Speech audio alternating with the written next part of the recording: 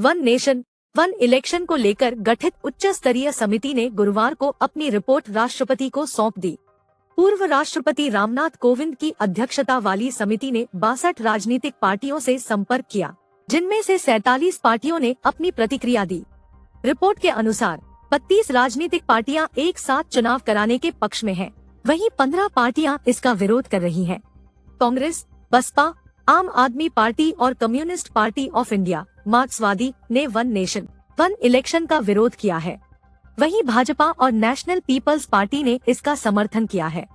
Report में कहा गया है कि जिन 32 राजनीतिक पार्टियों ने वन नेशन वन इलेक्शन योजना का समर्थन किया है, उनका कहना है कि इससे संसाधन बचेंगे और सामाजिक सद्भाव और आर्थिक विकास की भी सुरक्षा होगी।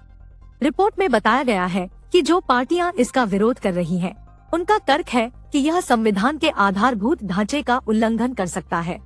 साथ ही यह अलोकतांत्रिक, गैरसंघीय कदम होगा, जिससे क्षेत्रीय पार्टियों को नुकसान होगा और राष्ट्रीय पार्टियों का प्रभुत्व बढ़ेगा। आप, कांग्रेस और CPI-M ने वन नेशन वन इलेक्शन के विचार को यह कहकर खारिज कर दिया कि यह लोकतंत्र और संविधान को कमजोर करेगा।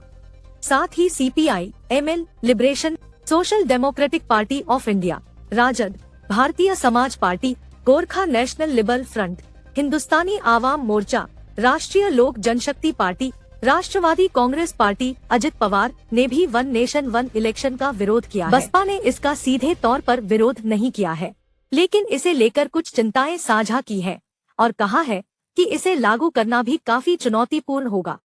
समाजवादी पार्टी ने कहा है कि अगर पूरे देश में एक साथ चुनाव होंगे तो उस स्थिति में क्षेत्रीय पार्टियां चुनाव खर्च और चुनावी रणनीति के मामले में राष्ट्रीय पार्टियों के साथ प्रतिस्पर्धा नहीं कर पाएंगी। इनके अलावा AIUDF, TMC, AIMIM, CPI, DMK, Naga People's Front ने भी वन नेशन वन इलेक्शन का विरोध किया है।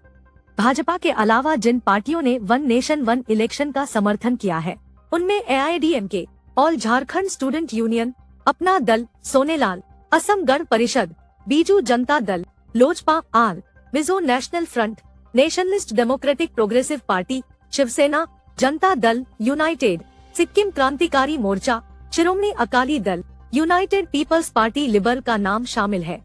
Bharat Rashtra Samithi, IUML, Jammu and Kashmir National Conference, JDS, Jhamumo, Kerala Congress, AIM, NCP, Rajad, Rashtriya Loktantrik Party, Revolutionary Socialist Party, Sikkim Democratic Front, Telugu Desam Party, YSR Congress ने कोई जवाब नहीं दिया।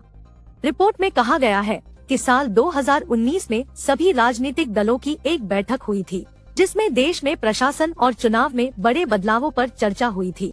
उस समय 19 राजनीतिक पार्टियों में से 16 ने बदलावों का समर्थन किया था और सिर्फ 3 ने ही इस विचार का विरोध किया था। रामनाथ कोविंद समिति ने एक देश एक चुनाव का मसौदा राष्ट्रपति को सौंप दिया है। दावा है कि इस मसौदे में समिति ने 2029 में देश में एक साथ लोकसभा और सभी विधानसभाओं का चुनाव कराने का प्रस्ताव किया है। पहले चरण में लोकसभा और विधानसभाओं और बाद में दूसरे चरण में नगर निगम स्तर के चुनाव कराने का सुझाव दिया गया है।